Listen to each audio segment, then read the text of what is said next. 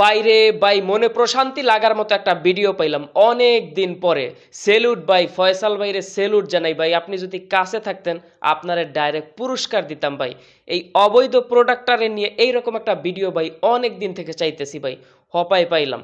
এই অবৈধ প্রোডাক্ট কোন দল করে ভাই আমার সেইটা বিষয় না, আপনি বিএনপি করেন, আওয়ামী লীগ করেন, জামাত, এনসিপি, আপনার যা ইচ্ছা তা করেন, কিন্তু এই অবৈধ প্রোডাক্ট কি বলতেছে জানেন? একদিন বলতেছে দেখি যে শরিয়া আইনের মুখে নাকি থু মারে। ওসমান হাদি ছিল একজন জঙ্গি। দাড়ি টুপির ভিতরে ইসলাম নাই। আহমদুল্লাহ যে শুধু ওয়াজে বক্তব্য করে আর তার বিভিন্ন পেজ থেকে সে কি করে মানুষের কাছে খয়রাত করে বেড়ায়, খয়রাত করে মূলত যখন এই আজহারের মতো হুজুররা যখন অলর পায় তখন বলে আলহামদুলিল্লাহ, বলেন আলহামদুলিল্লাহ। এই হলো ধর্মের অবস্থা।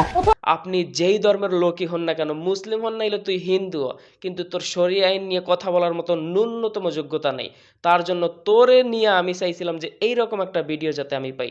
ফয়সাল ভাইরে আমি সেলুট জানাই যে ওর গালে এইরকম একটা কষায় দিতে পারছে। সেলুট ভাই, আপনারে ভাই পুরস্কার দিমু যদি আমি আপনার কাছে পাই। মনে প্রশান্তি পাইলাম রে ভাই, একদম প্রশান্তি পাইছি মনে। একেবারে বহুদিন পরে এরকম একটা প্রশান্তিমূলক ভিডিও ভাই পাইছি। সেলুট আপনাকে।